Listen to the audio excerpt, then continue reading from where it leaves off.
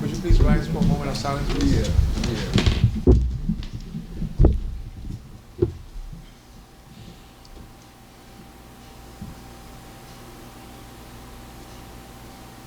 Salute to the flag.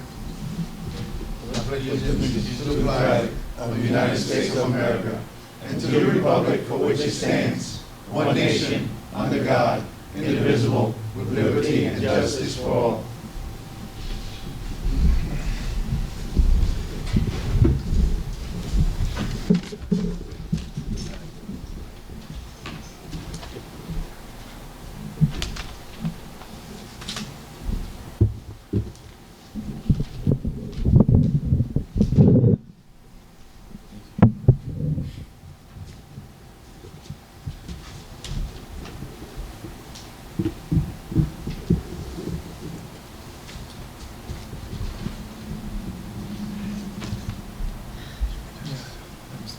This meeting of the Mayor and Borough Council was called pursuant to the provisions of the Open Public Meetings Law. Notices of this meeting were sent to the Asbury Park Press on December 6, 2012. In addition, a copy of the notice is posted on the bulletin board and the municipal building and filed in the office of the Borough Clerk. Councilman Cradle? Here. Councilman Hanchine? Here. Councilman Murray? Here. Councilman Reevy? Here. Councilman Sykes? Here. Councilman Williams? Here.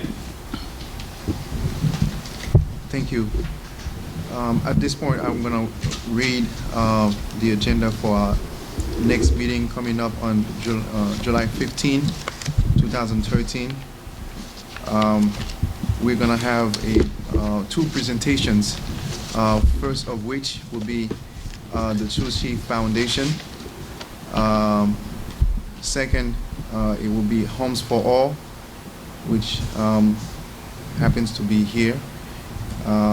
And we don't have approval of the minutes, and we will be introducing an ordinance, Ordinance 8-13, and then we will entertain several resolutions, i.e.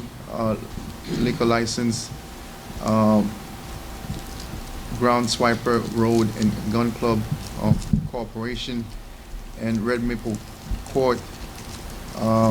Next will be the change language in the rec center ordinance, and the last of the resolution that we will be entertaining will be supporting a rollback of the GSP 50% toll increase of January 1st, 2012 for residents of Ocean County.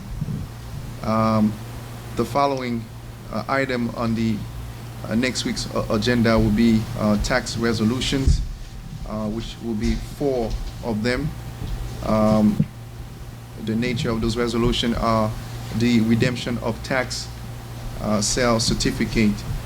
And next, we'll have permissions, appointments, vouchers, which will be the reading and approval for payment.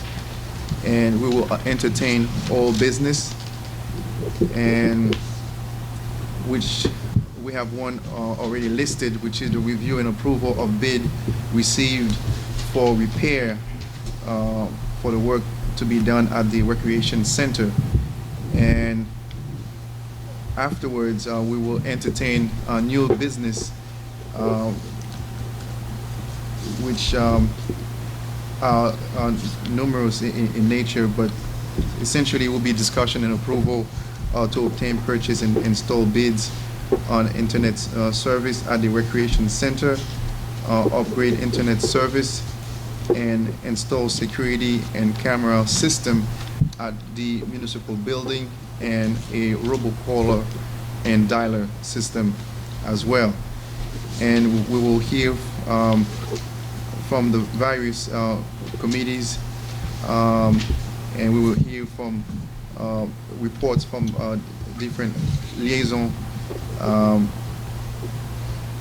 in our borough, and we'll entertain public comments, and then if necessary we will go into executive session, and afterwards we will adjourn. So these are the items that are listed on the agenda for our July 15, 2013 meeting. So at this point, I would like to acknowledge the presence of Homes for All. I understand that I believe more than 2 or 3 months ago, you had requested to appeal before council, and the date was changed, and somehow you were not advised of the new date or something to that effect. But nevertheless, you're here now. I don't know exactly the nature of your presence and request. I can surmise just by the name of the company itself, but I would like to hear what you have to say to the council.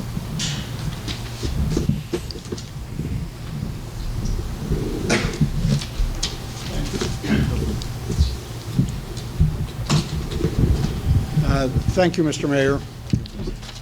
Mayor and council persons, my name is John DeVincents. I'm from the law firm of DeVincents and Associates in Toms River, New Jersey.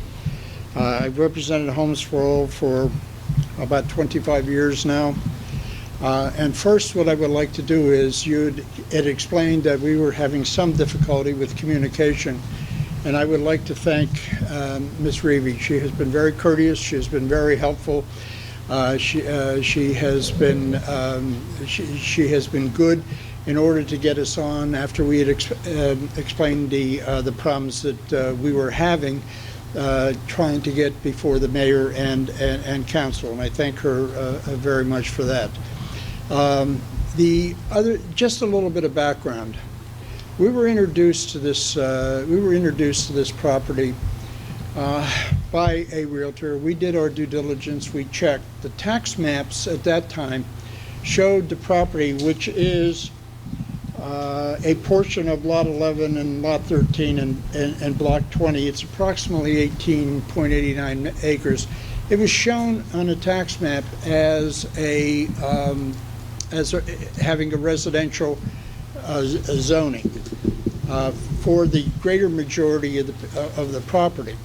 We went then and we spoke to Clayton. We entered into an agreement to purchase the property, subject getting residential approvals, because that's what Homes for All does. If you're not familiar, Homes for All has built the Manitou project, which is directly north of this particular piece of property. Homes for All brought water and sewer into that at Homes for All's own cost, where there were shallow wells and shallow septics. The water was not fit to be drunk. They brought that water in. They developed it with 82 homes, 41 market, 41 affordable. But seeing that this was zoned residential, we had done initial design. With that initial design, we knew that before we could bring it back before a planning board or a zoning board, we had to get a certificate of filing from the Pinelands showing a full-blown plan. We went down for an advisory hearing with Pinelands. Mr. Hanchai was there on behalf of the borough, and it was at that time we learned from Mr. Roberts, the planner, and Mr. Hanchai that the property was being rezoned according to your master plan as commercial. This meant two things. This meant, number one, we would have needed a use variance in order to be able to proceed with residential. Number two, we would have needed to get a zone change to make it residential in order to comply with the ordinance. At that time, we decided to come back before the planning board. We were able to get on before the planning board. I believe Mr. Sykes was there that evening. The gentleman here read the new master plan and the new ordinance. We then found out that it was certified to the Pinelands. Mr. Hanchai was there in the audience that night. There were a good number of people in opposition to what we had proposed. Nonetheless, we pursued this with Clayton and found out that there were certain applications already made before this board, some of which were to include commercial, some of it were to be residential. And in each of the two occasions, and Mr. Milnes is here from Clayton at that time to bring you up to speed as to what happened. The industrial and the commercial application was turned down because of opposition. The residential really did not pursue it for a long period of time because of the downturn in the market when it was brought. And then we entered into this in order to develop this into what the plan showed that we showed the planning board, 68 homes. In addition to the 68 homes, we had reserved at the request, certainly of Clayton, the area on which the proposed Wawa is, and in addition to that, we had reserved approximately 4 acres because we had understood that the borough was very much interested in having a hotel site on it. After that hearing, which I could best classify as discouraging, we continued the discussions with Clayton, and they kept informing us that they had tried different applications. And we're here tonight in order to see if there's any interest from the council to continue, or not to continue, to change the zoning on this one specific piece of large property to allow a residential use. Still continuing the Wawa, which I understand is progressing through the board at this time, and reserving a right for some 4 acres of industrial on the front of the property, which could be used either for a hotel or for any other commercial purpose that might be interested in doing it. We were told at one point that, you know, the ratables in a commercial, well, ratables with 68 homes generally are going to be greater than the ratables on a commercial development. But more importantly, all our professionals at a meeting, and, you know, they're representing us, all of those professionals feel and strongly feel that the best use of that property today is for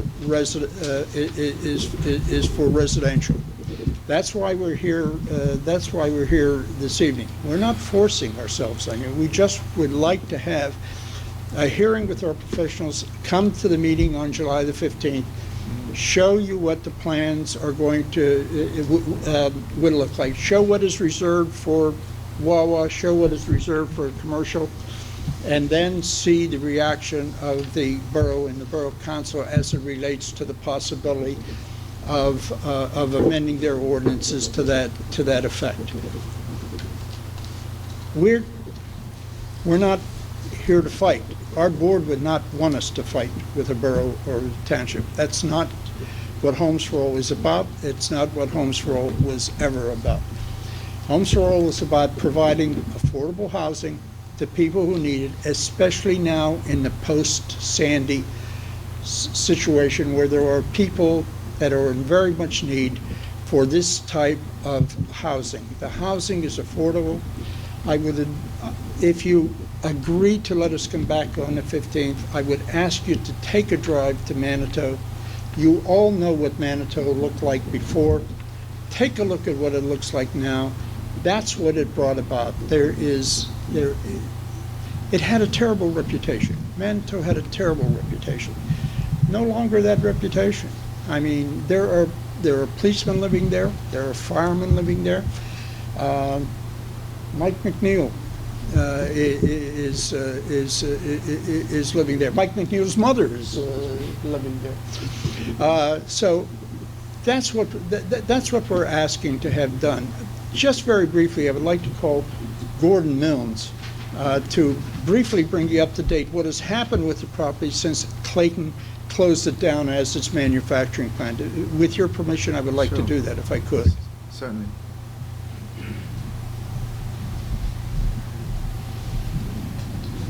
Good evening, Mayor. Good evening. And gentlemen, good evening. Thank you for giving us the time to present this application to you tonight. My name's Gordon Milnes. I'm an engineer. I'm in the employ of the Clayton Companies since 2004, and I'm responsible for their property management, property development, new construction projects, and environmental permitting. Brief history on this property. The Claytons purchased the property, which was a former concrete plant, probably in the end of 1990s, early 2000, at which time they presented a concept to South Toms River to construct a new state-of-the-art concrete plant, actually two plants, one plant for manufacturing block materials and another plant on site for raw concrete. And with some encouraging feedback from the town, Clayton went forward and presented an application in 2001 for 100,000 square feet of manufacturing space. And that application met with a lot of resistance. So ultimately it was withdrawn. And the Claytons then had to seek another opportunity, and that plant has since been built in Lakewood. Since that time, and this is when I came on board in 2004, we started looking at residential opportunities for the property. There was a lot of interest in that. Unfortunately, not too long after 2004, the economy went in the dump, and we lost the contract that we had with a major developer that I think would have presented a very nice project to South Toms River. Times have changed. Residential development in this area can be a little tricky because of the pinelands and the need to buy pinelands development credits and things like that. It does add to the cost of the project. So we, as you know, I'm sure we're involved with Wawa now. Wawa is before your board with an application on about 3 acres of the site. So that application is moving forward. And this application, which would be presented by Homes for All, would be on the remainder. So it would accommodate then the entire parcel, 21 acres in total, about 18 acres for Homes for All. And it would be back to a more residential concept, of which Homes for All is here, and they can speak to in greater detail than I can. We talked to Wawa. I wanted to make sure the two projects worked well together. We did do a lot of planning early on for access drives, and we were very happily advised that the two projects, in Wawa's opinion and in Homes for All, do work well together and would be a good total project for the property. So really, that's where we are today. I'm available to answer any questions that you might have at any time for the property ownership nature.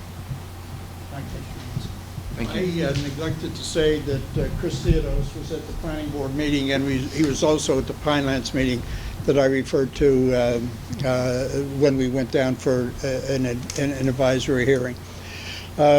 Mike McNeil, who we've dealt with, and again, briefly, I don't want to take your time tonight.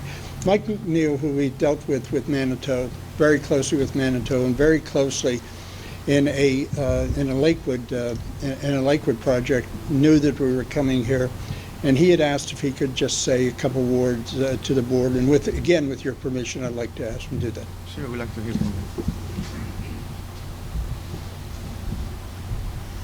Good afternoon, everybody. Of course, my name is Mike McNeil, formerly from Lakewood, New Jersey, but came down this way. And I came down here by accident, in a sense, looking around. And as Jim was our partners in building in another development, we came down to take a look at the Manitou. And we always heard about how bad Manitou, that area was and stuff like that.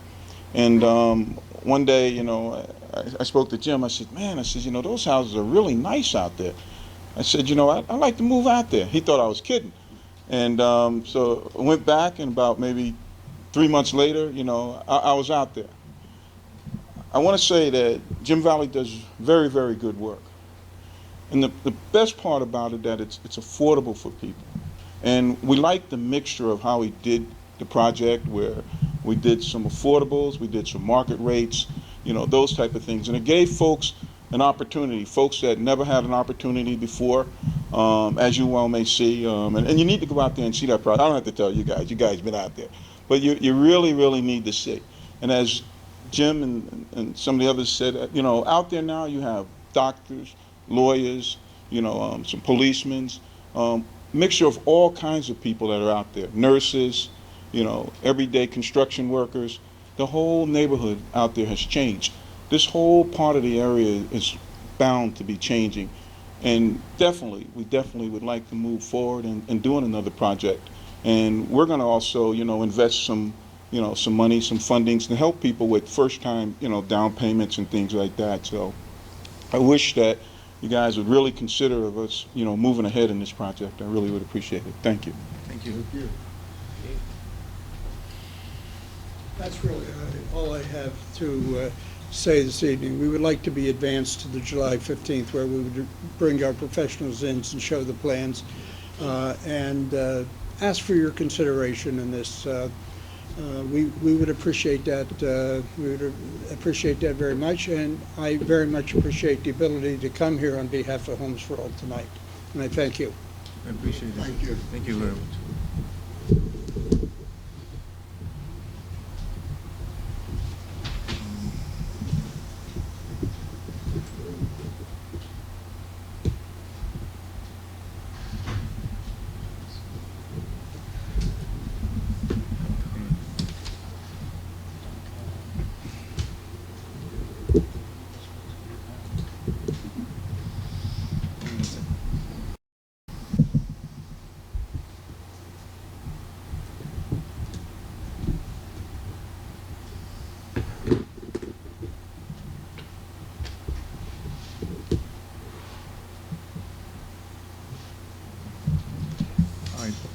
Thank you very much for your presentation, and obviously this is a very important topic that I would say, based on the last meeting we had, has some flair of controversy in terms of some who are for and some who are against. Such scenario does help in terms of you know, generating ideas and hearing both sides as far as their positions is concerned. And we are hoping, when I say we, I'm referring to the council, that you know, they will get their questions ready, so that when you appear before us next Monday, which I would like to hear what your platform would be, so that you will be able to address those questions. And so I have my own questions myself, but I don't want this to turn into a full-blown hearing. But I just wanted to thank you for taking the time and to come before us, as was initially intended but never was fulfilled. And so I look forward to seeing you next Monday at our meeting. We did not come here this evening to do a question and answer. Sure. We came here to see if we could be advanced to the regular scheduled meeting. Yes. We will bring all the professionals there, and I guarantee you we will have answers Okay. for you. I don't know if they're going to meet with your approval, but we'll have answers for you. All right. Thank you very much once again. Thank you very much. I appreciate it. All right. Take care, sir. I don't have anything else. Anything else? No, we'll close session. Or what?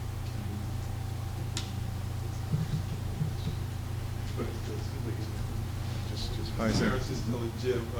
I won't be here next week. I'm the chairman of the state for the NAACP, so Okay. I have to head to Florida Yes, I know talking him, man. about, yes. I can So, make but I it. just let him know that I support what we're doing. He thought it would be. Okay, thank you very much. Thank you. Yes, ma'am.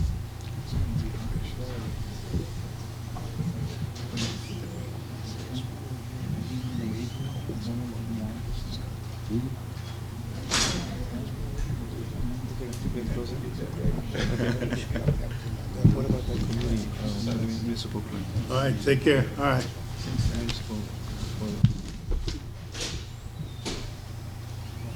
All right. All right, I don't have anything else. I see this gentleman here. Yeah, I appreciate your presence. And Mrs. Lawrence, thank you for your presence. And, don't be jealous, Mr. Ross. Thank you for your presence. And Bill, you're always here, so. Yeah. Okay. All right, at this point, would like to ask for an adjournment. No, hang on. Is it- I got public comments, and I have something Public to comments? bring up. Any public comments? Yes, Mr. Theodos. Mayor, just want to get back to the council as per your request at the last meeting. I have met with the chief of police and investigated the various roadways in the municipality as to which ones would be most beneficial with installation of speed humps. Yeah, that's fine. I want to present that to you to obtain authorization to proceed and obtain proposals. The locations, we have 5 locations in total, 4 of which are prioritized in that order. And we'll seek proposals for them and try to do as many as we can with the funding that's available. The first one is Chamberlain Street, between Long Street and Duke Drive, and it's in the vicinity of existing crosswalk. I know there's some concerns about that, council, most of the public, not one of the locations that I've looked at. The second one is on Addison Avenue, it's near Drake Lane, in the vicinity of crosswalks in that area as well. The third is at Amherst Road, between 31 and 29 Amherst Road. The fourth one is on Brook Forest Drive, between 428 and 430 Brook Forest Drive, which is near Colgate Drive. And the fifth one, if funds are available, is also on Brook Forest Drive, between the Bellevue Road and Amherst Road, in the vicinity of 406 Brook Forest Drive. And as I said, provided your agreement with locations, I'd like to request authorization to solicit proposals. My understanding is that our chief had an input in ascertaining where to put those speed humps, right? Correct, these were all his recommendations. Okay. Question on that. The one there long on Chamberlain, that's just around a curve there. That's a curved road. Is a good spot to put a speed hump on a curve. It is a slight curve there. I mean, you gotta make sure they're in straightaways. You can't put them up on curves. You can come out of a curve and hit a curve. You know what I mean? If the thing curves around, you're gonna put the thing right outside the thing. You gotta have dual notice on both sides that the hump is there. Absolutely. But put it right where there is a bend in the road, I don't think is a good and a safe thing. I mean, move it either where it's straight away, a little bit farther up the straightaway, yeah, but right on the curve, I don't think. I think Drake should be all right, but the one on Chamberlain is right near that where it curves around there and comes back right near Appleby. You're absolutely right. I'd be Maybe- really leery of that. It might be better if it makes it closer to Duke Drive You gotta itself. watch it going into when, you gotta remember, they also got to plow the one snow and everything else. You put them too close, going into a road, it's gonna be tough for them to plow it out and everything else. There's a lot of variables in that. I just know that that's a curved portion of the road. We don't wanna make it, we wanna slow them down, but we don't wanna make it a bigger hazard where we're causing more damage than, more bad than good. Perhaps it might be more suitable if we put it between Applegate and Duke Drive, like There you go. right in that There you middle. go. That would be Yeah. better. That would work. Between Applegate and Duke, okay,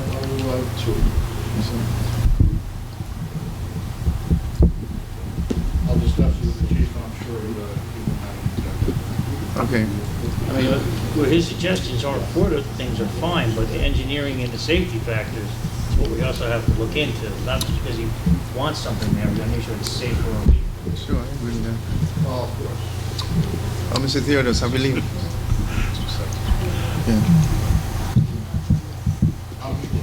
I have a question.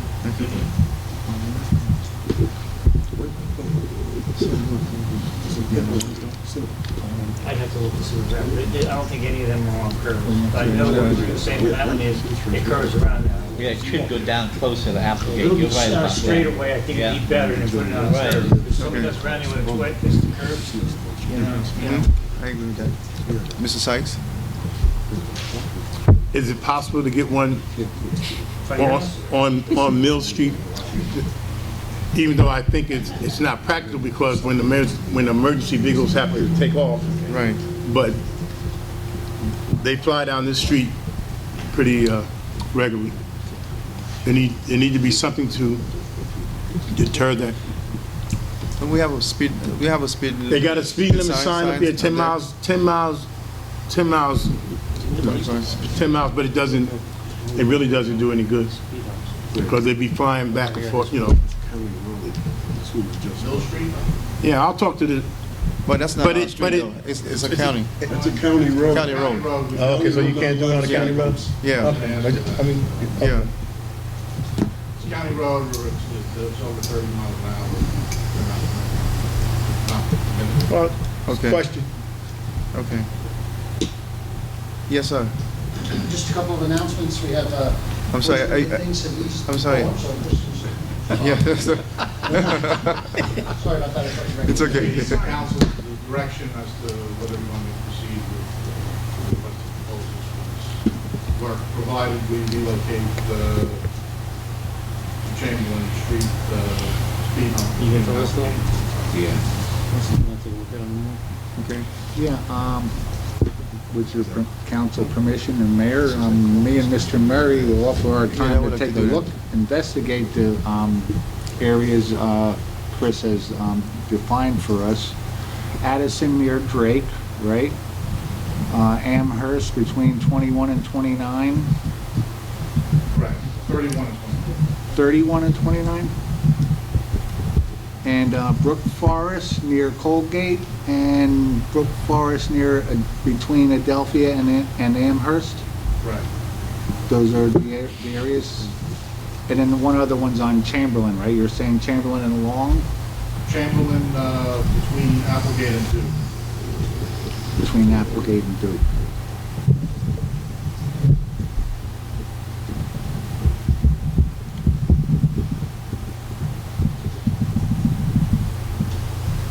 So you want to take time to... I would say that in interest of allowing council to have a chance to visit those locations, we will entertain that at our following meeting. And then also, if you would please contact the chief to let him know about this modification. Yes. And I would encourage council, if they have any suggestions, they can email it to the engineer. That way we won't have to stall this for another meeting. Okay. We should be ready by next Monday, I think, Chris. All right. Chris, Yes, sir. I have a question before you sit down. I was looking into possibility of getting something on Center Street, but I know it's county road.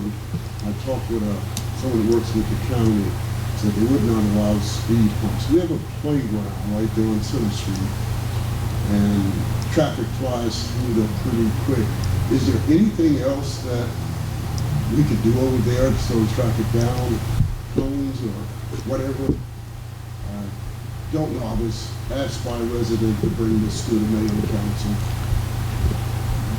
We would need to take it up to the county to see if they get answers. Is there a contact at the county that I can get in touch with? I can do County engineer. Yeah, maybe even a pedestrian crosswalk area might be something that we could consider even, Oscar. Okay. Thank you, Chris. That's kind of, it's not real involved. Mr. Theodos, I just would like to confirm that you indicated to me in past conversations that we have received extra funds for the CDBG grant. Yes, originally, we were anticipating $32,000 in funding, and I believe it's been increased to $36,000 or $37,000. Okay. For the improvements to Mathis Plaza, the next phase improvements. Can we We use? should be receiving a sub-recipient agreement shortly that will specify the exact amount. Okay, so with that extra, can we use that toward maintaining the property itself? Because we do see that there is a hole on the left side of the park. Apparently there are 4 bricks that have sunk into a hole. Yes. We put a cone to kind of cover it up so that we could prevent anyone from just taking them and throw them in the river. I had an opportunity to look at that today, and it looks like there's definitely some subsidence occurring in that area. Yeah. I'm suggesting that perhaps we look at possibly obtaining FEMA disaster assistance grant money. Right. In that, as much as likely the hydrostatic pressures and the tidal surge that occurred during that time period may have very likely impacted the bulkhead and the surrounding subgrade soils. And it takes some time before that becomes apparent when the pavers that are interlocked and structurally graded mat finally do get wet. Understood. So I'm suggesting that we approach that, and actually spoke to Mr. Gleason about that this morning, so that we can amend our FEMA application, submit a supplemental application to include repair to the pavers, the bulkhead, and whatever issues are involved with the soil subsidence. Okay.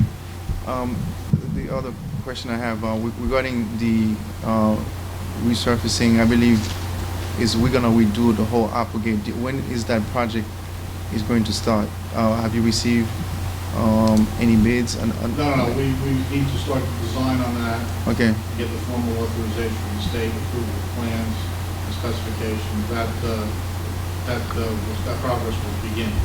I'm hopeful that we can have that work completed this week. Okay. Thank you very much. That's all I have. Thank you. Mr. Ross? Just, like I said, just a couple announcements. We're kind of in a breathing space here between some of our activities, but we do have the senior program coming up the last Sunday of this month. So I want to make people aware of that. Summer camp is going along very well. We're into the 2nd week now. Kids are having a great time. We have over 60 kids registered. The staff is doing a wonderful job. The trips are going along great. I'll give you an idea of what sort of trips the kids are going on. They have been already. Kids have gone to the Tucker and Seaport, Barnegat Lighthouse. They went to Jenkinson's Aquarium today. They'll be going this week. They'll be going to the Blue Claws and the County Fair. Next week, Island Beach State Park a couple times. Jake's Branch. You and I need to speak about that day because you're going to meet the kids at Mathis Plaza afterwards. Yes, sir. Okay, so we'll talk about that date. What day? What day is that, sir? That's actually Friday the 19th, and they'll be there in the afternoon hours. Okay. They'll go to Jake's Branch first, have lunch, tour that nature center, have lunch there, and then go to Mathis Plaza to see our park. Right? Okay, wonderful. Last week, they will do swimming at Island Beach again, and the planetarium at the college. This is our first year for that trip, and we're looking forward to that. We have Community Day, which is another day to talk about. That's the 24th, Wednesday the 24th. And we look forward to having you there in the afternoon. And camp closes on the 26th, with the exception of the barbecue, closing day barbecue, which everyone's welcome to come to. That is Saturday the 27th at noon. And everybody's welcome to that. The last thing I want to announce is the date's been set for the back to school extravaganza is Saturday, August 17th. That's our back to school supply giveaway. We're already actively soliciting donations of school supplies for the kids. We have some left over from last year, and I guess we have a real good start. And we've invited some organizations, the library we expect to come again, the sheriff's department usually comes, we expect them again. State police have been in the past, and we hope to get them there again this year. And of course, our own police fire and first aid. So the Optimist Club is involved in that event this year. Of course, the Optimist Club is coming back together and active again, and they are planning a bike rodeo following our extravaganza event. So in the afternoon hours at the rec building, most of these events are at the rec building. We expect to have a bike rodeo for the kids in town. Hopefully some prizes and new bikes for some of the kids. Oh, So, sounds good. nonetheless, we're looking forward to a not as busy summer as we've had the spring, but a lot of fun events nonetheless. Thank you. Very well, thank you very much. Any other public comment? Yes, sir. Corey Petrozello, 14 Congress Street. The speed bumps, Yeah. I like the idea and all that, but I think 3, for me personally, 3 on Brook Forest is getting a little crazy. Because we already have one, we want to put 2 more. We don't have, it's not gonna be 3. I believe it's gonna be on 1 more. There's 2 more. They suggested 2 more. Oh, 2 more. 2 more. I would understand one kind of coming off of Double Trouble, because we got one down by Randy's already. So it would kind of be like both ends initially coming in. But I go down Brook Forest all the time. My car's not the greatest car. And I do the 15 to 10 mile an hour over it. But if I'm going like this all the way down the road, it's just something I wouldn't prefer. That's just my opinion. But the rest of them, I agree with all of that. I appreciate it. Thank you very much for your input. Thank you. Thank you. Any other public comments? Sure. Public comments. Well, what can I have a comment? Because there's something going to bring up. Sure. Yeah, So we should know. there's no other public comments, is that correct? Okay. Seeing none. Council? Yeah, we had an issue down at the rec center where a vehicle hit a blockhouse and did major damage to the back corner of the wall, which is in serious condition of collapsing. Greg talked to Chief, but we need to, I'm not gonna bring up anything else because it was the closed session, but we need to get some way to secure that where it's not going to fall on somebody. The wall is ready to come tumbling down. We taped it off the best we could do, but it's gotta be shored up and closed off, and we have to find out who did it and get it fixed. Because if not, that big concrete wall is just gonna come in, that whole corner is ready to just come right on down. So something has to be done, it can't be something that can be left for weeks or whatever, so who's ever on the buildings and grounds should be on top of that. I mean, we made a phone call, let we know, we went down there, we made it safe as we can. Obviously, I can't go and insure it up, so, I agree with your statement. In fact, I believe that the tape should, the circumference, it should be much wider.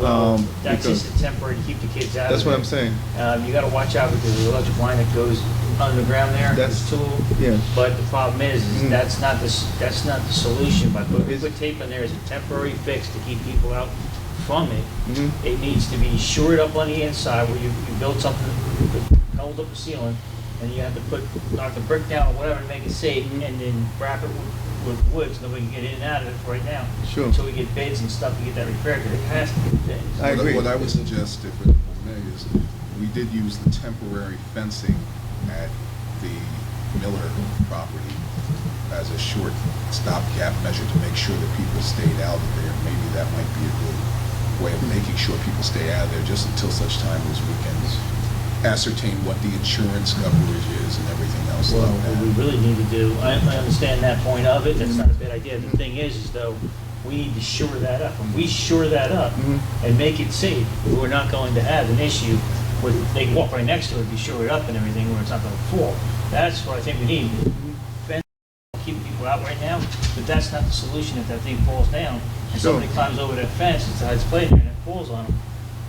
And we knew about it, you know, I feel we need to get in there and shore it up, get it shored up, get it closed off, so it can't be any danger to any kids playing in it. Because you got a playground less than 30 I feet agree. from where that wall is. Yes, sir. If I can, just a couple things based on what Mr. Murray said. 2 or 3 sheets of plywood with some 2-by material to prop against the wall will secure it from the outside. Now, the the inside. I know there's, if that wall does collapse, there's a lot of electrical. They can tell you more about it than I can. A lot of electrical mounted on that wall. If that wall comes down, that's a problem. But your public works people should be able to put several sheets of plywood against the wall and then prop 2-ply material against it, staked to the ground. That'll be sufficient to protect the house from the outside. Now, the inside I haven't seen. So I know you have electric on the inside of that very part where it's the I'm just waiting for, I'm waiting for them to tell me it's all clear, they got all the food out of the blockhouse, and then we shut it off from inside the building. Okay. What, Feeds out there. And also, if I can mention, Yes. Mr. Murray mentioned that we would find out who did it. I can tell you that the chief of police was given information today, which should enable him fairly quickly to determine specifically the people who saw it. It's not only on video at the rec building. Hopefully it's still there. I know that the camera system there doesn't keep stuff forever. So hopefully it's still, it hasn't gone so far that it's been written over. There's also some cameras, some little farther away video evidence from the concession stand of the thing. So, I mean, it's not entirely unknown who did it. There's a good idea. We know the group that the person was related to. Anyway, the chief was given information today that should enable him to determine quickly who actually did it. Whose van it was a van that caused the problem. I happen to have a pretty lengthy discussion this afternoon with the chief and Detective Meyer, and it's under investigation right now. It's probably about all I could say, but I was very discouraged about the way the whole thing was handled. I got a call on Monday afternoon from Public Works that, what should we do, Greg? The building's getting ready to fall down. I took a ride over there, and the summer camp kids are out there playing, and they're actually playing against the damaged buildings and sticking their hands in the broken walls. And I was like, oh my God, I can't believe this is going on. I said, the first thing we need to do is contact the police, get this barricaded off the best we can, roped off, barricaded, whatever we have to do. Safety is the #1 issue. I'm just glad nobody got hurt, and I couldn't believe, that somebody was actually being, that stupid about the whole thing, of allowing the kids even in that area. Yeah, it surprises you. And I got a hold of a couple of the counselors, one of the counselors, and scolded her personally and said that, that you ought to be more careful with you. And we're lucky nothing happened. But as far as the repair, in my opinion, I've been in construction my whole life. If you go inside there and get some house jacks probably and put like a large beam across the top of the roofs and jack that up and shore it, you could probably, it'd be safe enough to where you could start removing the blocks and actually replacing the blocks. But we don't have that kind of equipment. I don't know if Public Works has that, or anybody has any house jacks or anything like the jack, because that's what you need to do. You need to get a large beam in there, a couple of house jacks, secure the roof so it don't collapse, and you'll be able to pull the blocks out and replace them and begin the repair. Given the nature of this structure and the possible degree of expertise that may be needed in order to secure that structure from falling, I would suggest that we have the engineer at least be involved in either the supervision or in the safe keeping of this project itself. So I don't know if your council will have to. Possible that the engineer can get with Public Works. Yeah. And go down there tomorrow. I called Chris the same day that I was down there. I made a phone call, got his answering machine, left a message. He got back to me with on the answering machine, and then I kind of lost my phone. So I found it today, but I lost it. I left it at rehab. Get tomorrow. Get down there in Public Works tomorrow to make sure there's no liability for the county. I also believe that the construction officials should be involved. I can't hear you, sorry. I can't hear you. I'll be glad to get involved and assist in any way I can, but also I believe that the construction official should weigh in on this. Jim working on it? Come on, let's get Jim. Jim's here. Oh, the zoning officer? Yeah. Okay. No, construction official. Well, no, the inspector. From Beechwood. The building inspector. Building inspector, construction.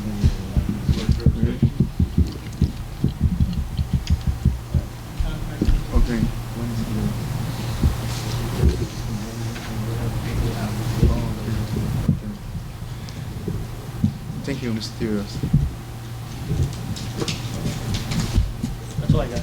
All right. I got one thing, Gil, do you want these put on the agenda? These, two quotes you handed out? Yes, I'd like to take care of that. He handed them out, everyone should have one. I don't have, The tree should be an easy one. I don't have them. What? You just now handing them out? yeah, just did. You started that way, you never I made it again? gave you that stuff last time, last month. You can have mine. and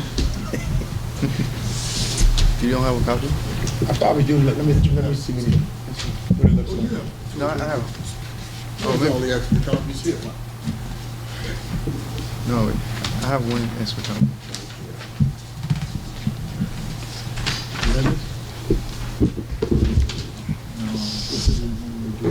You want that on the agenda for next week, right? Yeah. well, I'd like you to pass it today, but No, we don't do well, Yeah, that's next week. Oh, is there anything else? I'll tell you where you're going with it. All right, motion for adjournment? Bring 'em. All in favor? All right. Aye.